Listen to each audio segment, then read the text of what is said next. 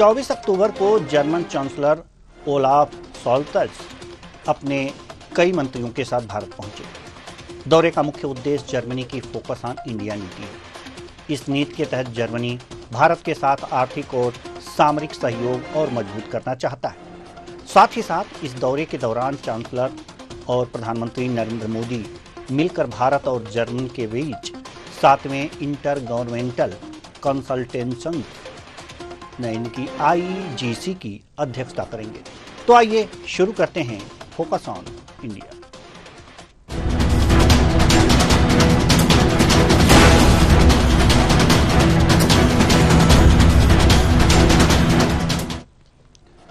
German chancellor का भारत दौरा और 7वें इंटर गवर्नमेंटल कंसल्टेशन से संभावना है कि इस साल का भारत जर्मनी के संबंधों में नया अध्याय शुरू हो सकता है।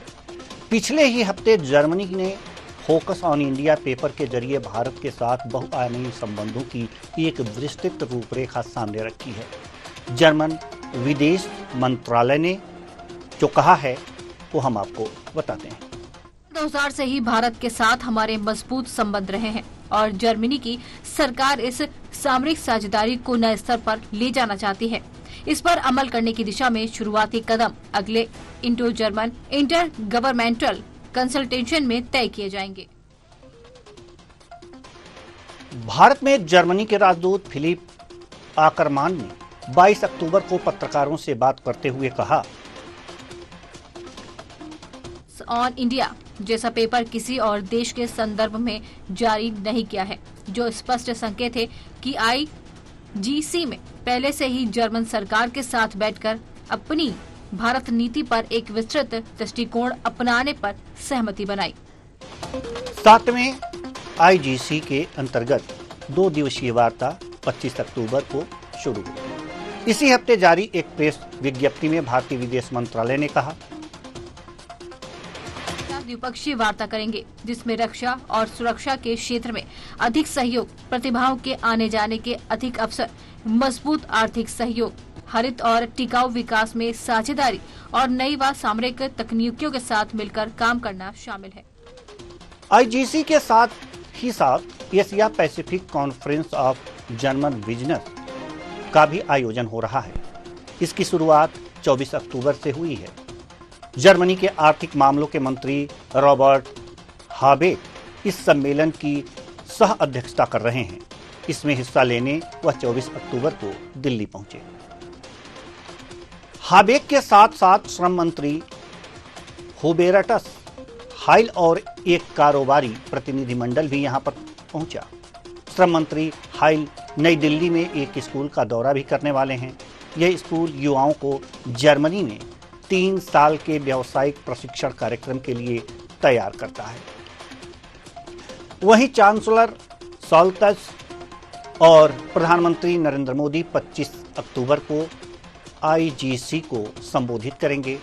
मोदी अभी रूस के कजान में आयोजित ब्रिक्स सम्मेलन में हिस्सा लेकर लौटे हैं। भारतीय विदेश मंत्रालय के मुताबिक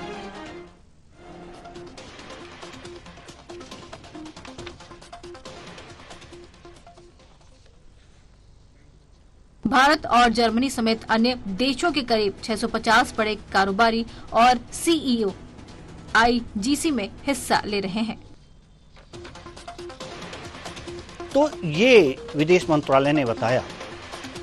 आज इसी मुद्दे पर हम चर्चा करेंगे कि आखिर जर्मनी का फोकस भारत पर क्यों है। उसका तो चीन बहुत बड़ा बाजार है, तो क्या वो चीन की तरफ से अपना ध्यान हटाना चाहता है? साथ ही साथ जर्मनी को आखिर ऐसी क्या आवश्यकता पड़ी कि भारत की तरफ और देखे? इन तमाम जो सवाल हैं उनके आज हम जवाब लेंगे और इस इंडिया फोकस ऑन इंडिया की नीति क्यों बनाई है यह भी हम जानने का प्रयास करेंगे। आज हमारे साथ इस विषय पर चर्चा के लिए जो मेहमान जुड़े हुए हैं उनसे आपका परिचय करा दें। रमेश शर्मा जी वरिष्ठ पत्रकार, दिनेश सिंह जी राजनीतिक विश्लेषक, संजय सिंह जी विदेशी मामलों के जानकार, तीनों मेहमानों का बहुत बहुत स्वागत है हमारे इस कार्यक्रम में। चर्चा की शुरुआत आज रमेश शर्मा जी, वरिष्ठ पत्रकार, आपसे। और सवाल यहां पर यह है कि जर्मनी भारत की तरफ देख रहा है, एक विशेष नीति बना करके चल रहा है। क्या इसका फायदा भारत को उठा लेना चाहिए? क्या चीन में वो चीजें नहीं मिल पा रही हैं जो वो भारत की तरफ इस तरह से देख रहा है? जी रमेश शर्मा। देखिए, निश्चित रूप से इस अवसर का लाभ भारत को उठाना चाहिए और उसके दो कारण हैं। एक तो जो प्रशांत महासागर का क्षेत्र है, इसमें खासतौर से जो लॉजिस्टिक मिसाइल्स या जो अंडर वाटर एक प्रकार से जो पेट्रोलिंग होती है, तो इसको हम अंडर वाटर दो प्रकार की देख सकते हैं।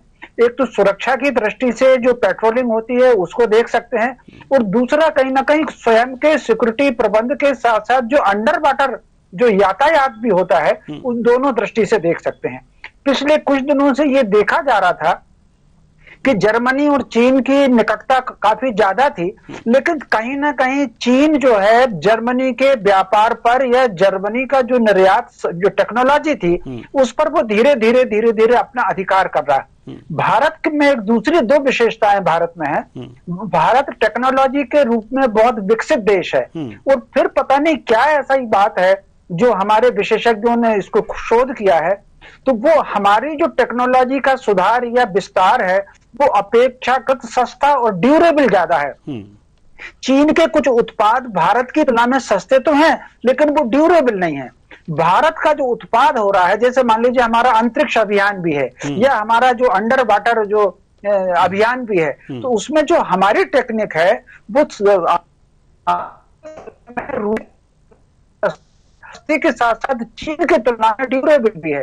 तो ये जो त्रिकोण जैसी स्थिति में, तो मुझे लग रहा है कि भारत चूंकि विकसित देश है, तो चीन को फिर भारत का भाव ये रहा है किसी दूसरे देश वर्चस्व नहीं बनाना।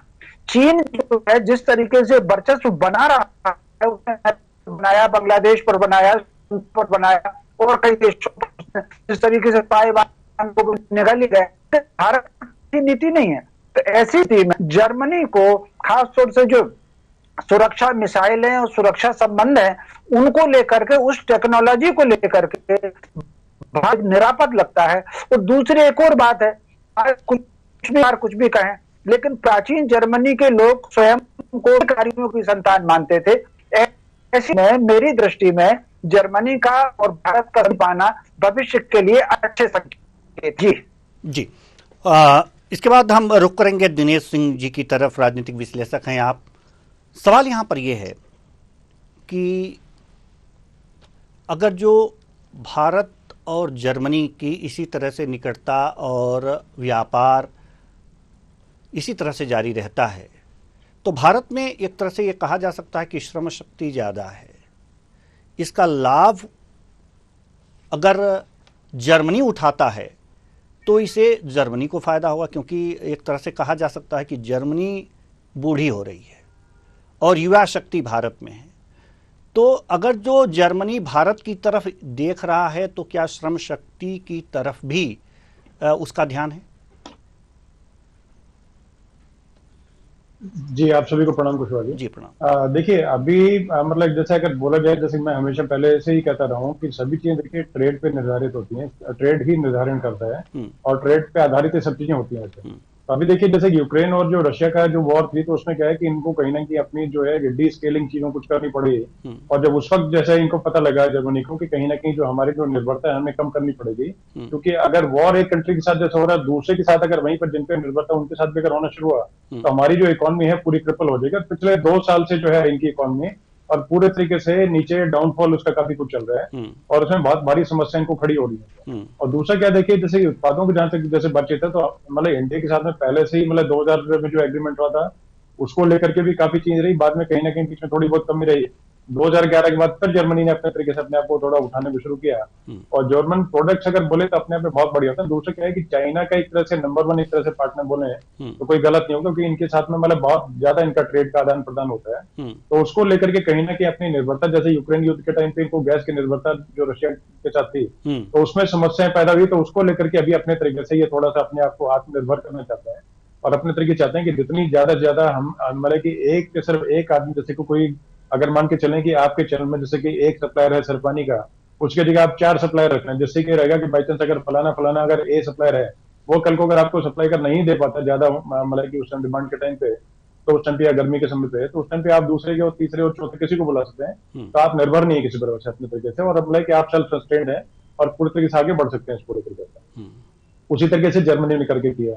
और दूसरा क्या देखिए, चाहे अब जैसे कि मतलब इंटर गवर्नमेंटल जो जैसे कॉर्पोरेशन जो बढ़ेगा, उससे क्या रहेगा कि डे टू डे जो शेयरिंग चीजों की रहेगी, और जैसे कि जो आदान प्रदान चीजों का, डेटा का और ट्रेड का जो रहेगा बराबरी, जैसे कि मतलब आपस में एक एक चीज को जैसे जैसे होता है कि भाई जैसे नॉर्मल अगर कम अगर चीजें रहती हैं, तो उस केस में क्या रहता है कि जैसे मतलब जो कागजी कार्रवाई वो बहुत बड़ी बन जाती है। लेकिन इंटर गवर्नमेंटल चीजें होने से क्या है कि बीच की जो दूरियां हैं वो खत्म होती हैं। रेड टेररिज्म बोले या जब अवसरवाद बोले तो वो सब चीजें खत्म होती है, एक तरह से उसको वरीयता और प्रायोरिटी दी जाती है। उसके अलावा तीसरी चीज पे अगर आए तो उसमें देखिए कि जैसे चाइना जो था, तो चाइना के उत्पादन की क्षमता जो है पहले से काफी कम हुई है। रीजन ये है कि बाहर के प्रोडक्ट्स पे विश्वसनीयता लोगों क्या मतलब चाइना प्रोडक्ट जो है उसको ये मान के चलते हैं कि चले तो चांद तक, नहीं तो शाम तक, मतलब चीजली उसका में कब खत्म हो जाए कब खराब हो जाए उसका कुछ नहीं पता है।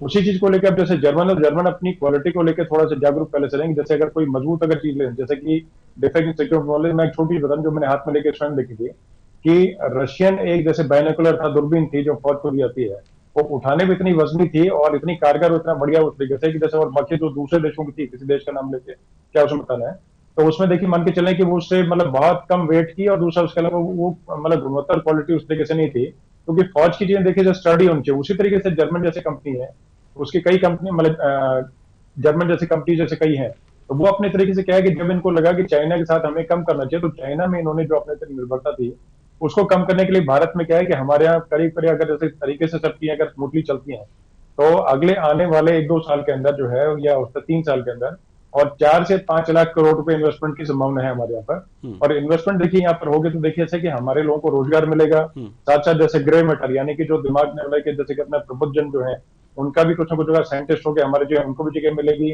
टेक्नोक्रेट है उनको भी जगह मिलेगी, डॉक्टर्स हमको भी मिलेगी, जैसे फार्मेसी को यूनिट बनाते हैं, क्योंकि जैसे कि होम्योपैथिक के मेडिसिन बहुत भारी तरीके से और सारे वर्ल्ड ओवर जो है पॉपुलर है जर्मन, तो उनको अगर उनकी अगर अपने यहाँ पर अगर कोई फैक्ट्री मैन्युफैक्चरिंग हब अगर बनाते हैं, तो उसमें देखिए कि हमारे जो जैसे फार्मासिस्ट हो गए या हमारे डॉक्टर्स हो गए या जैसे लैब टेक्नीशियंस हो गए, तो इस तरीके से हमारे एक तरह से सर्व समावेशी जो है समाज जो बनेगा, तो उसका लाभ हमें ही मिलेगा इसका, और जर्मनी को ये लाभ मिलेगा, क्योंकि हमारी एक तरह से जैसे कि मतलब बहुत उदारवादी नीति है, और चाइना की तरह हम लोग सिर्फ एक मुनाफाखोरी का काम नहीं करते थे, तो इससे इनको बहुत आगे बढ़ने में मदद मिलेगी। दूसरा जैसे कि अभी जो डिस्कशन की बातचीत है जो जर्मन चांसलर कर सकते हैं, तो उसमें देखिए कि एक तो क्या है कि जैसे कल शाम को पहुंच गए थे और 2 दिन जैसे यहाँ पर रहने का जैसे है होगा, तो उसमें मान के चले कि जैसे जो मतलब पेरिस क्लाइमेट समिट था उसमें जो समझौते थे उसको लेकर के आगे बढ़ने में, जैसे ग्रीन फुटप्रिंट कैसे बढ़ाया जाए और सस्टेनेबल डेवलपमेंट यानी कि किस तरीके से जो है धरती को स्वच्छ और साफ रखा जाए पर्यावरण का ध्यान रखते हुए, और हम प्रोडक्शन भी करें तो उसमें कम से कम नुकसान जो है पर्यावरण को हो, ओजोन लेयर को कम से कम नुकसान हो,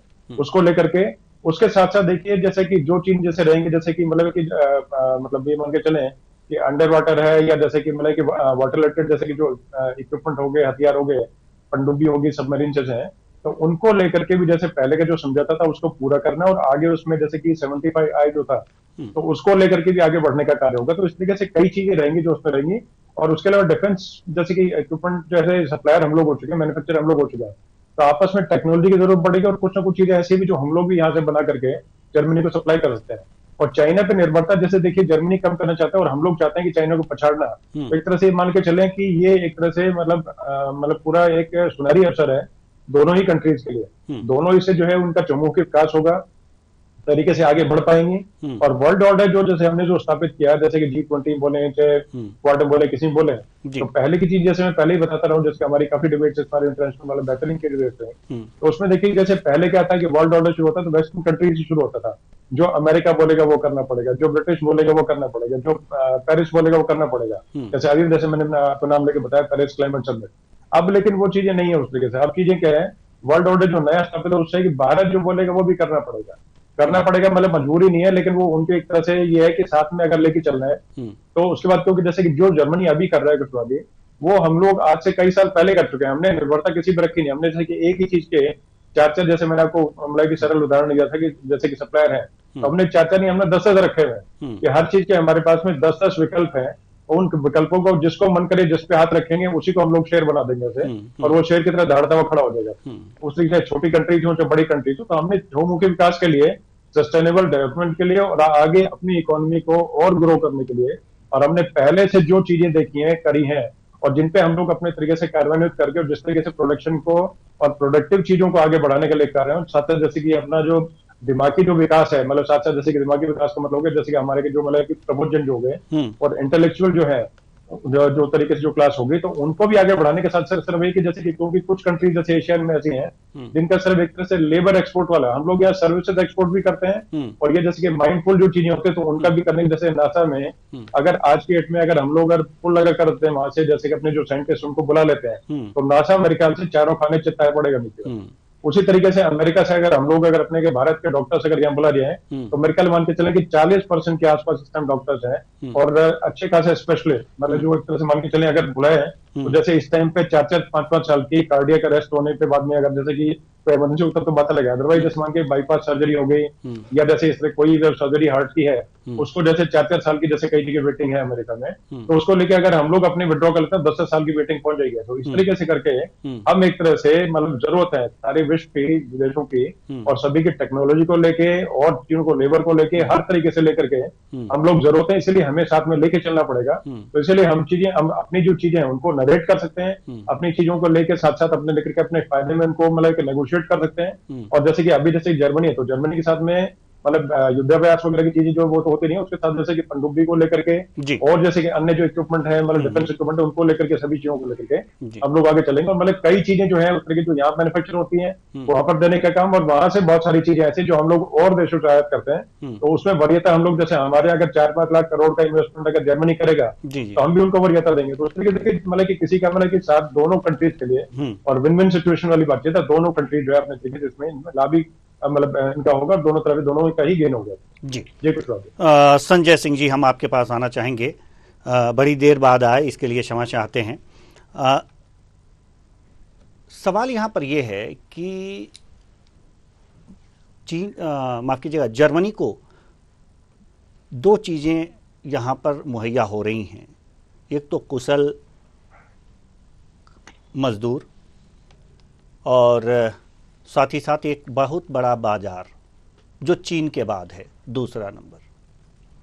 अगर बात मजदूरों की करें तो जर्मनी ने वीजा नियमों का में ढील दे दी है, एक तरह से वीजा नियम जो हैं वो ढील दे दी है, तो मजदूरों को वहां जाना आसान हो गया है। लेकिन सवाल यहां पर यह है कि अगर भारतीय मजदूर वहां जाते हैं, वहां जर्मनी जाते हैं, काम करते हैं, तो जब मजदूरों की अधिकता होगी, दूसरे देशों से मजदूर ज़्यादा जा सकेंगे, वीज़ा नियमों में ढील होगी, तो मजदूरी में कमी आ सकती है। ये तो मजदूरों के लिए हानिकारक होगा। जी जी देवेंद्र जी, देखिए आपने जो सवाल, थोड़ी इको आ रही है जी, इसे दुरुस्त करा, लेकिन मैं बोलने की कोशिश करूंगा, इको कम करवा दीजिए तो अच्छा रहेगा। जी जी जी देखिए, आपने जो मजदूरों की बात करी है, तो जर्मनी बेसिकली मजदूर नहीं चाहता है, वो स्किल डेवलप्ड लेबर फोर्स को चाहता है। अभी हमारे पूर्व वक्ता ने बड़ी अच्छी बात कही है, तो इको कम करवा दीजिए, इको की दिक्कत, बहुत दिक्कत आ रही है, बिल्कुल बहुत दिक्कत। जी जी जी, तो है क्या, अभी पूर्व वक्ता ने काफी विस्तार से डिटेल में बहुत चीजें बता दी हैं। देखिए दिक्कत क्या है, अभी तक जो भारत के स्किल फोर्सेस को या जो भी जाता था वहां, वो 9 महीने का करीब टाइम लगता था वीजा के लिए। लेकिन अब जर्मनी भारत के मजदूरों को या स्किल डेवलप उसको 2 हफ्ते में ही वीजा देने के लिए तैयार हो गया है। ये एक बहुत बड़ा अचीवमेंट है। देखिए, हमें भारत के रोल को अब समझना पड़ेगा वर्ल्ड ऑर्डर में। जर्मन भारत को की ग्लोबल प्लेयर मानता है इन शेपिंग इंटरनेशनल ऑर्डर। ये बहुत बड़ी बात। फिर से मैं रिपीट कर दे रहा हूं, की player, global player in shaping international world order. ये बहुत बड़ी बात है भारत के लिए। ये जर्मन जैसा शक्तिशाली राष्ट्र भारत को इस लेवल पर मानता है कि वो इस स्टेज में आ चुका है कि वो इंटरनेशनल पॉलिटिक्स वर्ल्ड ऑर्डर को वो ठीक कर सकता है। दुनिया आज अमेरिका और चाइना के चंगुल से निकलना चाहती है। अब उनको एक आशा की किरण भारत के रूप में नजर आ रही है। ब्रिक्स समिट में अभी जिस तरह से भारत को एक डिप्लोमेटिक बहुत बड़ी जीत हुई है, चाइना के साथ निगोशिएशंस हुआ है, चाइना मान गया है। नहीं तो चाइना की जो सलामी स्लाइसिंग की पॉलिसी थी कि 4 कदम आगे बढ़ेंगे फिर 2 कदम पीछे हटेंगे, भारत ने कहा ये नहीं चलने वाला है, आप अपने जहां थे वहीं जाइए। तो ये भारत के लिए बहुत बड़ा अचीवमेंट है। दूसरी बात, अभी पूर्व वक्ता ने भी कह दिया कि क्लाइमेट चेंज को लेकर दुनिया बहुत परेशान है, तो जर्मन भी चाहता है कि ये क्लाइमेट का जो मैटर है इसको भी सॉल्व किया जाए। पेरिस जो क्लाइमेट एग्रीमेंट हुआ था उसको अचीव करना चाहता है भारत के साथ मिलकर जर्मन। दूसरी बड़ी बात है कि एक क्रूशियल सिक्योरिटी पार्टनर बनना चाहता है। This is the major factor. बहुत बड़ा बात है भारत के लिए कि भारत के साथ वो क्रूशियल सिक्योरिटी पार्टनर बनना चाहता है। उसमें अभी बात आई कि पनडुब्बी, तो भारत 6 पनडुब्बी बनाना चाह रहा है। 75I कोई क्लास है उसमें 6 पनडुब्बी बनाना चाहता है। तो उसमें भारत, जर्मन और स्पेन। और देखिए, एक महत्वपूर्ण बात और मैं बताना चाहता हूं कि 27 तारीख को स्पेन के प्राइम मिनिस्टर भी आ रहे हैं भारत। तो भारत, क्योंकि एक बड़ा मार्केट बन चुका है, पूरी दुनिया जानती है भारत में हर जो ग्रोइंग इकोनॉमी है, भारत का जो 7% का इस समय वो है ग्रोथ रेट है, वो बहुत बड़ा दुनिया के लिए एक बहुत बड़ी चीज है कि भाई भारत की अर्थव्यवस्था 7% क्या उस पर आधार पर ग्रो कर रही, तो भारत बहुत बड़ा मार्केट है। देखिए, और ये दूसरी बात एक और है, ये जो जर्मन है इंडो पैसिफिक रीजन में भारत का एक मेजर पार्टनर भी है। अभी क्योंकि जर्मन खुद चाइना से बाहर आना चाहता है, दुनिया चाइना से निकलना चाह रही है। वॉक्सवैगन इंटरनेशनली बड़ी कंपनी है, हम लोग देखते हैं अपने देश में भी कारें चल रही हैं। वॉक्सवैगन अब टोटली भारत में आना चाह रहा है। अभी तक उनके 2 प्लांट है, महिंद्रा एंड महिंद्रा के साथ उनका कोलैबोरेशन है, लेकिन वॉक्सवैगन पूरा भारत में लाना चाह रहा है, शिफ्ट करना। और जर्मन के साथ, जर्मन का जो FDI है, ये बड़ी इंपॉर्टेंट बात है। 22 बिलियन, $22 बिलियन का भारत में FDI जर्मन का है, उसको बढ़ा के वो $27 बिलियन करना चाह रहा है। तो ये चीजें हैं, भारत का एक बड़ा मार्केट है, भारत को आर्म्स की जरूरत है, भारत की जो पोटेंशियल है उसकी अर्थव्यवस्था है। सबसे बड़ी बात यह है कि भारत की जो पोटेंशियल, देखिए प्राचीन काल में भी भारत को सोने की चिड़िया कहा जाता था, इसलिए वो व्यापार करने आते थे भारत से अलग अलग देश, लेकिन बाद में वो लुटेरे आ गए, लूट लिया भारत को। लेकिन कुछ है इस भारत की भूमि में कि इतना लूटने पिटने के बाद फिर वो भारत माँ खड़ी हो गई है, तो कुछ तो है इस भारत के अंदर, इसको दुनिया समझ रही है। तो ये हमारे लिए, भारत के लिए, और भारत का जो नेतृत्व है मोदी जी के नेतृत्व में, ये बड़ी चीज है, नए ऑर्डर को शेप कर रहा है। एक बात मैं और कहना चाहूंगा, अभी ब्रिक्स सम्मेलन में, जबकि ये आज का विषय नहीं है, लेकिन इन चीजों को जोड़ के ही भारत की भूमिका इंटरनेशनल उसमें समझ में आती है जी। अभी जैसे ब्रिक्स में पाकिस्तान भी जाना चाह रहा था, आया था, चाहता था कि हम भी पार्टिसिपेट करें, लेकिन मोदी जी ने कहा ना, पाकिस्तान की एंट्री नहीं होगी, क्योंकि रूस ने इनवाइट किया था। तो भारत के आगे रूस को झुकना पड़ा, पाकिस्तान नहीं आ पाया ब्रिक्स समिट में। तो ये भारत की ग्लोबल पावर है इस समय। भारत जो चाहता है अपने टर्म पर बात करता है, वो किसी के आगे दब के नहीं बात करता है, और भारत ने अमेरिका को भी आईना दिखा दिया है। तो जर्मनी एक बहुत बड़ी आर्थिक पावर है दुनिया के अंदर, बहुत बड़ी पावर है, बहुत बड़ा रोल है जर्मनी का, उसको डिनाई नहीं किया जा सकता। ये भारत के लिए एक बड़े है, आने वाले समय में भारत और ग्रो करेगा, अभी और देश आएंगे भारत में। जी बिल्कुल बिल्कुल, ग्रो करेगा। हाँ, एक चीज और कहना चाह रहा हूँ, बात रह गई जी, आपने वर्क फोर्स के बारे में बात कही थी और पूर्व वक्ता ने भी कही थी कि वहां की और आपने भी अपने शुरुआत में कहा था कि वहां की जो पॉपुलेशन है एजिंग हो गई है, जी, वहां नई आबादी नहीं आ पा रही है।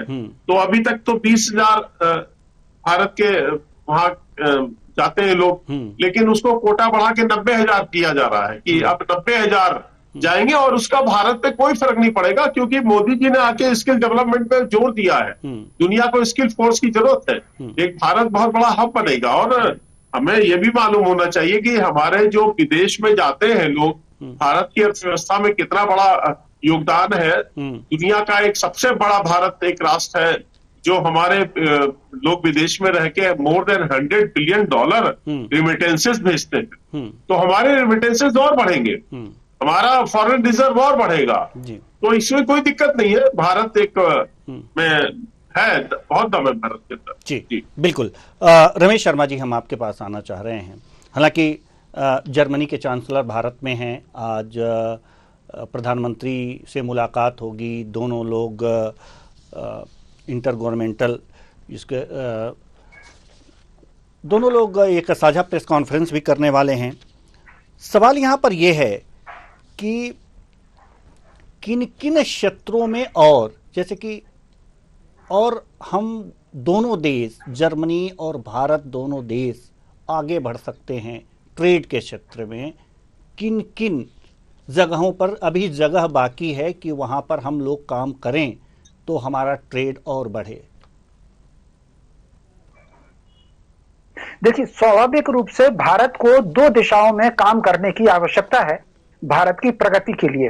एक सबसे पहला तो जो तकनीकी का निर्यात है, तकनीकी निर्यात की दृष्टि से जर्मनी और भारत की बातचीत काफी सार्थक हो सकती है।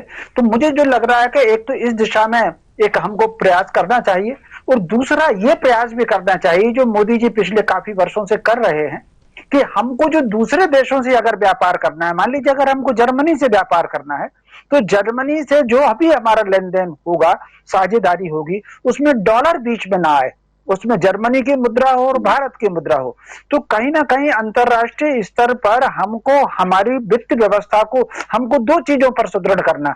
एक तो कहीं ना कहीं जो सुरक्षा की टेक्नोलॉजी है उसमें खुद को सुरक्षित रखना, और दूसरी वित्त व्यवस्था में सुरक्षित रखना। तो मैं जो समझता हूं, प्रत्यक्ष रूप से चाहे बातचीत हो या परोक्ष रूप से बातचीत हो, आज भारत के प्रधानमंत्री जी और अब जर्मन चांसलर के बीच में जो बात होनी है, मैं समझता हूं इन दो विषयों पर बात होगी, और उसमें बहुत ज्यादा जो महत्ता सबसे ज्यादा होगा वो प्रशांत महासागर में सुरक्षा प्रबंधों को लेकर के।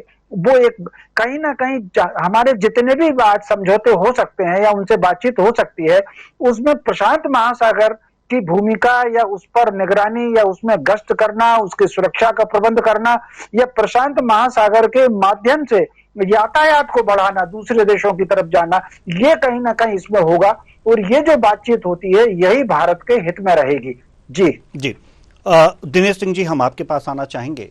सवाल यहाँ पर यह है कि जैसे कि अभी संजय सिंह जी ने बताया कि बहुत अच्छी बात इन्होंने कही कि जो निवेश है वो लगातार बढ़ रहा है। जर्मन चैम्बर ऑफ कॉमर्स के अगर जो बात करें तो 2022 में जो प्रत्यक्ष विदेशी निवेश था हमारे यहाँ, वो करीब करीब 27 अरब डॉलर यानी कि 25 अरब यूरो का था। अब इसे 30 तक बढ़ा करके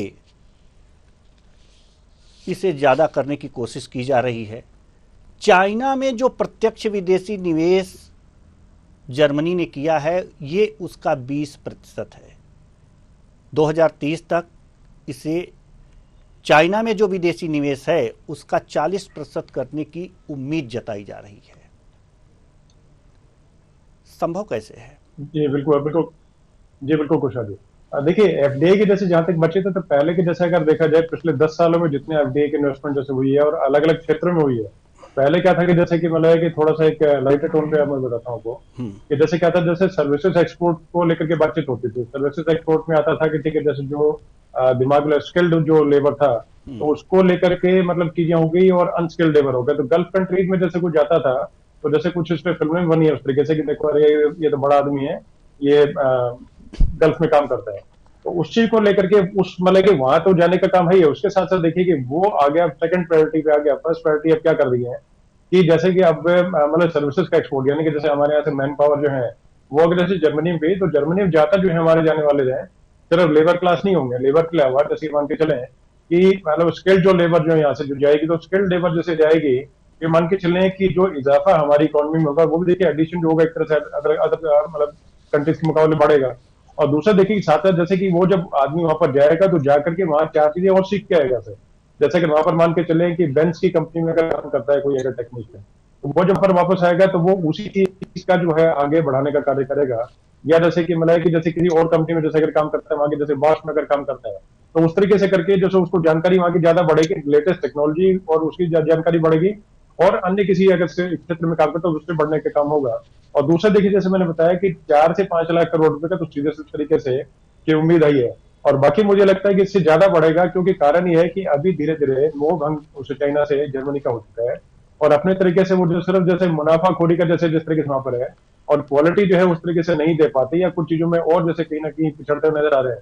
तो उसी को लेकर के दूसरा कोविड जैसे कि मतलब माने ना माने मतलब एक तरह से मतलब बोलने की बात नहीं है, लेकिन जैसे कि लोगों को लगता ही है कि भाई मतलब एक तरह से जो ड्रैगन है वो विश्वसनीय भी नहीं है, और साथ साथ जैसे कि जो बीमारी जैसे हमारे यहाँ फैली, मतलब हमारे का सारे विश्व में फैली, तो उसको लेकर के भी कहीं लोगों के बीच में एक तरह से जो है वो एक जो मतलब कि जैसे कि अनवांटेड वाले जो मतलब उनके दिमाग में जो फियर है कि क्या पता कल को और कौन सा बायोलॉजिकल क्या चीजें शुरू कर दें, तो उसी को लेकर भी कहीं ना कहीं जो लोग मतलब जैसे कि नया वर्ल्ड ऑर्डर जैसे बनाने की जैसे बातचीत पहले हुई, तो नया वर्ल्ड ऑर्डर में जिस तरीके से कि भारत है, तो भारत का होने का रीजन ये है कि एक तो हमारे क्या है कि बहुत ज्यादा जैसे कि अपने यहाँ जैसे जो कुछ बनता है तो उसकी खपत के लिए हमारे मार्केट है, हम सर बनाते नहीं है, बनाने के साथ साथ हम लोग खपत करने का हम लोग प्रोड्यूसर भी हैं और मैन्युफैक्चरर भी हैं और साथ साथ में कंज्यूमर भी है।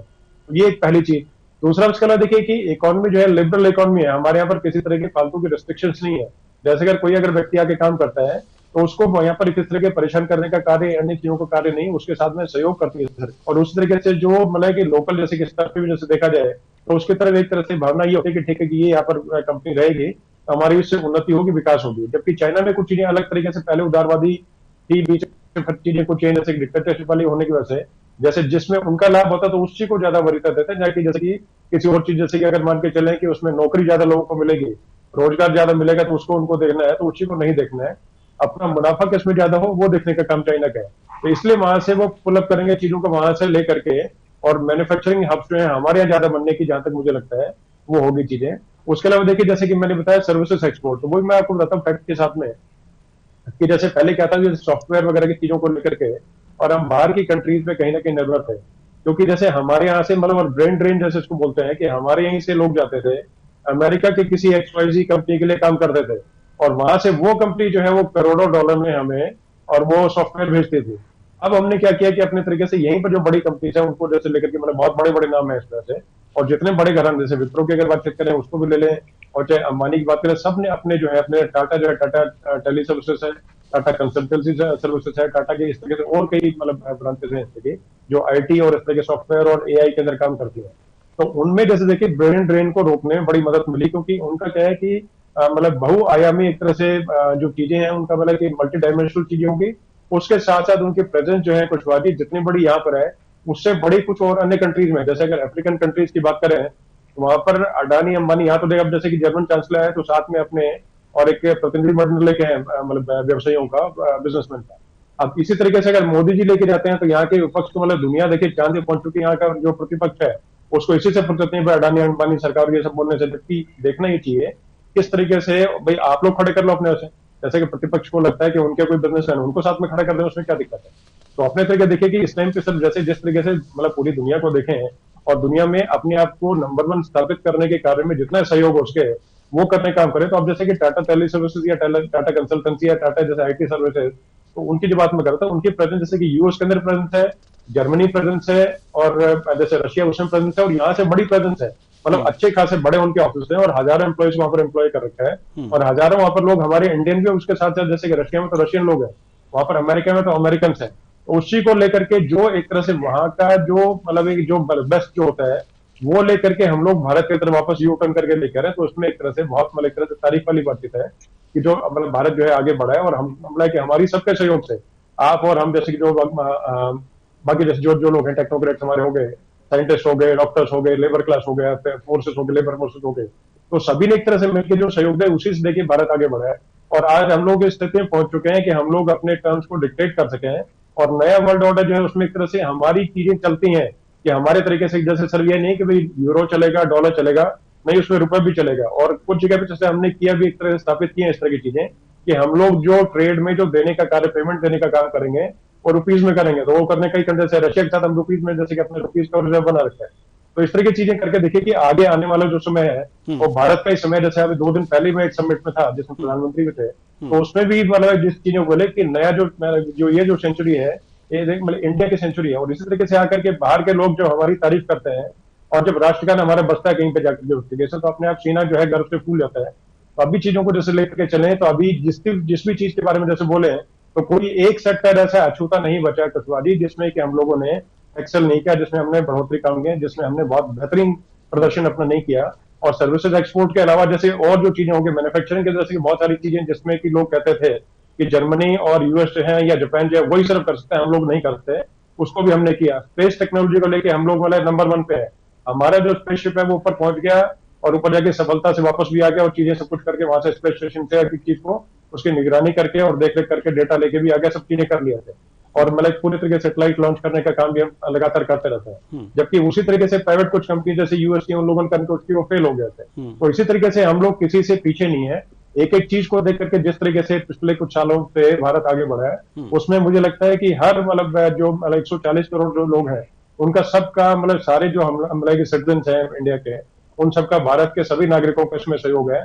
और इसी तरीके से चलती रही चीजें, तो मतलब वो कुछ दिन दूर नहीं, जब मतलब तीसरी नहीं दूसरी सबसे बड़ी इकोनॉमी बनने वाले हैं। ये मुझे इसमें मतलब कि सर है कि मुझे उम्मीद नहीं, मुझे भरोसा है इस चीज का। जी संजय सिंह जी, हम आपके पास आना चाहेंगे। बहुत अच्छी जानकारी आप लोग हमारे दर्शकों को दे रहे हैं, लेकिन एक छोटी सी चीज भी हम समझना चाहते हैं, और दर्शक भी इसे बहुत अच्छी तरह से समझना चाहते होंगे। जो यहाँ के जर्मनी के श्रम मंत्री यहाँ पर जो हाइल जी यहाँ पर आए, वो नई दिल्ली के एक स्कूल का दौरा करेंगे। यहाँ पर जर्मनी में 3 साल के लिए व्यावसायिक प्रशिक्षण कार्यक्रम के लिए इन लोगों को तैयार किया जाता है। ये बात साधारण शब्दों में हम आपसे समझना चाहेंगे।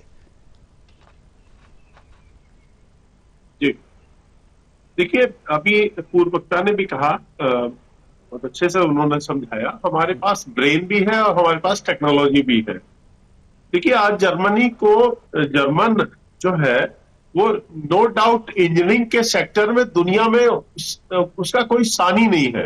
उसकी जो मशीनरी है वो वर्ल्ड क्लास होती है, और एक उसकी क्रेडिबिलिटी होती के साथ जर्मन का है। और चाइना का माल सस्ते के चक्कर में लोग लेते हैं, बट ड्यूरेबल नहीं होते। तो जर्मन तो निश्चित रूप से मशीनरी के मामले में बहुत पहले से है। खैर वो अमेरिका आ गया सेकेंड वर्ल्ड वॉर में, वो सब अलग विषय है।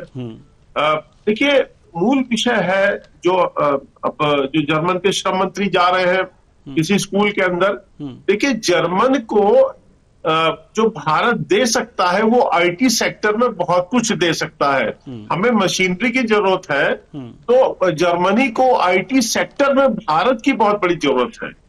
आर्टिफिशियल इंटेलिजेंस की में जरूरत है। स्पेस टेक्नोलॉजी में हम बहुत बड़ा रोल प्ले कर सकते हैं। अब देखिए, मैं उस बारे में ज्यादा नहीं बता सकता हूं कि मुझे जानकारी नहीं है कि उनके श्रम मंत्री स्कूल में जा रहे हैं तो क्या उनका एजेंडा है। वो जब मुझे जानकारी लगेगी तभी मैं कुछ बोल पाऊंगा। ऑथेंटिक भी बोलना उचित रहता है। जी। लेकिन उस डेलीगेशन में जो डिफेंस मिनिस्टर भी आए हुए, फॉरेन मिनिस्टर भी सभी आए हैं। तो भारत का जो रोल है आने वाले समय में बहुत बड़ा होने वाला है। और देखिए, दूसरी बात, जर्मन खुद फ्री ट्रेड पर उसमें करना चाह रहा है। यूरोपियन यूनियन का एक बहुत बड़ी कंट्री है, तो यूरोपियन यूनियन भी फ्री ट्रेड भारत के साथ करना चाहती है। जर्मन विशेषकर, इंग्लैंड में भी बात चल रही है, ब्रिटिश भी चाहता है फ्री ट्रेड में। दूसरा भी एक बात हमारे पूर्व वक्ता ने डीडॉलराइजेशन के ऊपर कही थी। देखिए, मोदी जी के नेतृत्व को समझना पड़ेगा जो वो कर रहे हैं। अभी डी डॉलराइजेशन जो अमेरिका का एक शिकंजा है दुनिया के ऊपर, IMF वर्ल्ड बैंक के माध्यम से, डॉलर के माध्यम से अपनी टर्म कंडीशन को वो तय करता है कि साहब अगर आप हमसे लोन लोगे थर्ड वर्ल्ड कंट्रीज, क्योंकि सेकेंड वर्ल्ड वॉर के बाद इन्होंने दुनिया को दो खेमे में बांट दिया। एक जो उत्तर वाला खेमा है, पश्चिम जगत जो कहलाता है, वो विकसित मान लिया गया, और जो हमारा जो इधर के थर्ड वर्ल्ड कंट्रीज है, ये गरीब गुरबे राष्ट्र मान लिए गए। तो उस पर इन्होंने देश को, इन वेस्टर्न पावर ने दुनिया को आजाद तो कर दिया, लेकिन शिकंजे में कस के रखना चाहते थे। तो डॉलर को पूरी दुनिया की करेंसी बनाई, IMF वर्ल्ड बैंक बनाया, तो उसके माध्यम से ये जो वेस्टर्न पावर्स की कंट्रोल रखती हुई अपने ऊपर।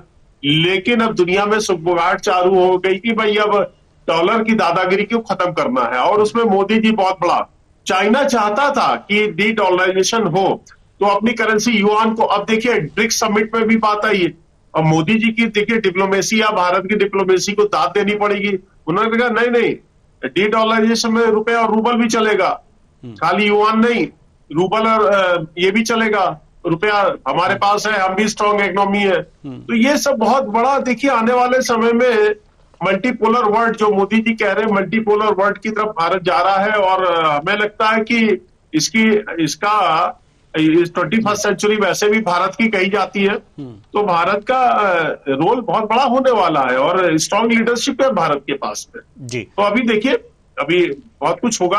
अभी स्पेन के प्राइम मिनिस्टर खुद आ रहे हैं। अब देखिए, ये बड़ी बात है कि जर्मन के हेड ऑफ स्टेट आए हुए हैं, चांसलर आए हुए हैं, और 2 दिन रुक रहे हैं, और उनके जाने के 1 दिन बाद मतलब 27 को स्पेन के वो हेड ऑफ स्टेट आ रहे हैं भारत में। तो ये भारत की ताकत है साहब, इसको दुनिया सलाम कर रही है। फोकस ऑफ इंडिया जो इनका डॉक्यूमेंट है, जो कैबिनेट से पास करा के ला गए, फोकस ऑन इंडिया पूरी दुनिया का है, फोकस ऑन इंडिया, जर्मन का नहीं, सारी दुनिया का फोकस पे है, इंडिया में फोकस है जी। बिल्कुल, आप लोगों ने बहुत अच्छी जानकारी दी। हमारे दर्शकों को समय नहीं है, नहीं तो इस चर्चा को और आगे बढ़ाते। बहुत बहुत धन्यवाद आप सभी मेहमानों का, आप आए और अपने अपने विचार साझा किए। तो focus on India, focus on India के तहत जर्मन चांसलर भारत के दौरे पर हैं। आज प्रधानमंत्री से मुलाकात होगी और विभिन्न व्यापारिक मुद्दों पर, सामरिक मुद्दों पर बातचीत होगी। आज दोनों प्रेस कॉन्फ्रेंस भी करेंगे। हम आप तक वो सारी चीज़ें पहुँचाएंगे। फिलहाल इस कार्यक्रम में इतना ही। मुझे दीजिए इजाज़त। नमस्कार।